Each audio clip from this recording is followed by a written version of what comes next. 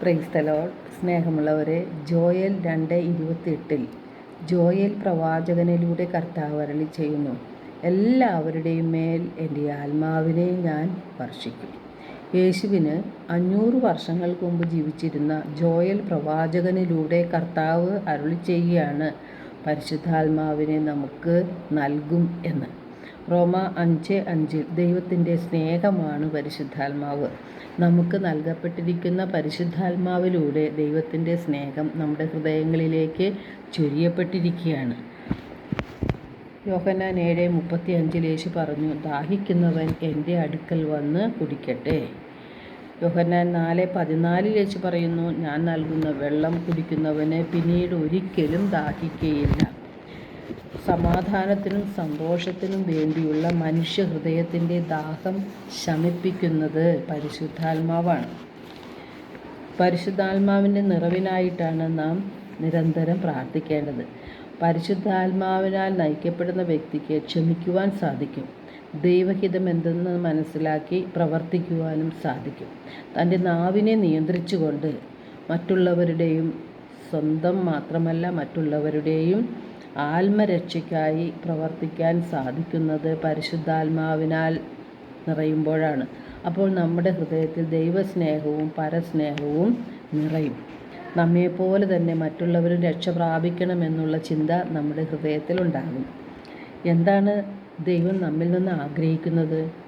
ദൈവം നമ്മിൽ നിന്ന് ആഗ്രഹിക്കുന്നത് നമ്മുടെ വിശുദ്ധിയും അതുവഴി നമ്മുടെ ആത്മരക്ഷയുമാണ്. അത് നമുക്ക് മനസ്സിലാക്കി തരുന്നത് പരിശുദ്ധാത്മാവാണ്. പരിശുദ്ധാത്മാവ് നമ്മുടെ ഹൃദയത്തിൽ വരുമ്പോഴാണ് പിതാവിൻ്റെ ലക്ഷ്യവും ആഗ്രഹവും നമുക്ക് വ്യക്തമായി മനസ്സിലാകുന്നത്. മത്തായി 16:26 തിരുവചനം പറയുന്നുണ്ട്, ഒരുവൻ ലോകം മുഴുവൻ നേടിയാലും തൻ്റെ ആത്മാവ് നഷ്ടപ്പെട്ടാൽ അവന് എന്ത് പ്രയോജനം? ഒരുവൻ ആത്മാവിന് പകരമായി എന്ത് കൊടുക്കും എന്ന്. യാക്കോബ് 4:5 തിരുവചനം പറയുന്നു, നമ്മെ നിക്ഷേപിച്ചിരിക്കുന്ന ദൈവത്തിൻ്റെ ആത്മാവിനെ ദൈവം അസൂയയോടെയാണ് അഭിലഷിക്കുന്നത് എന്ന തിരുവചനം വൃഥ ആണെന്ന് നിങ്ങൾ വിചാരിക്കുന്നുവോ എന്ന്. അതായത് യേശുവിൻ്റെ ആത്മാവിനെ നമുക്ക് നൽകിയിരിക്കുന്നത് തിരിച്ച് യേശുവിന് തന്നെ ലഭിക്കണം എന്നുള്ള ആഗ്രഹവും ഉള്ളതുകൊണ്ടാണ്. ആ ആത്മാവിനെ സാത്താന് കൊടുക്കാനുള്ളതല്ല.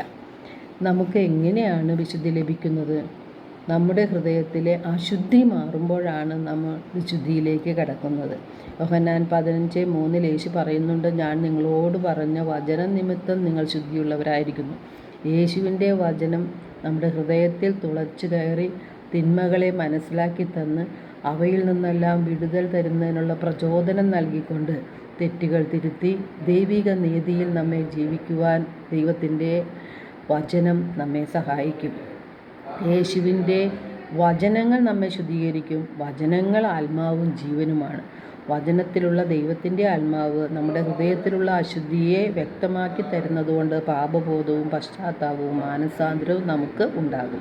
പരിശുദ്ധാത്മാവിൻ്റെ പ്രവർത്തനത്തിലൂടെയാണ് ഇത് സാധ്യമാകുന്നത്. യോഹന്നാൻ 14:26 യേശു പറയുന്നു, എൻ്റെ നാമത്തിൽ പിതാവ് അയക്കുന്ന സഹായകനായ പരിശുദ്ധാത്മാവ് എല്ലാ കാര്യങ്ങളും നിങ്ങളെ പഠിപ്പിക്കുകയും ഞാൻ നിങ്ങളോട് പറഞ്ഞിട്ടുള്ളതെല്ലാം നിങ്ങളെ അനുസ്മരിപ്പിക്കുകയും ചെയ്യും. അതിനാൽ നാം പരിശുദ്ധാത്മാവിനാൽ നിറയുവാനാണ് നിരന്തരം നാം പ്രാർത്ഥിക്കേണ്ടത്. മനുഷ്യൻ്റെ ഹൃദയം മറ്റെന്തിനേക്കാളും കാപട്യമുള്ളതും ദൂഷിച്ചതുമാണ്. നമ്മുടെ ഹൃദയത്തിൽ നിന്നാണ് ദുശ്ചിന്തകളും വ്യഭിചാരം, മോഷണം, കൊലപാതകം, അസൂയ, ദൂഷണം, അഹങ്കാരം, സ്വാർത്ഥത ഇതെല്ലാം പുറപ്പെടുന്നത്.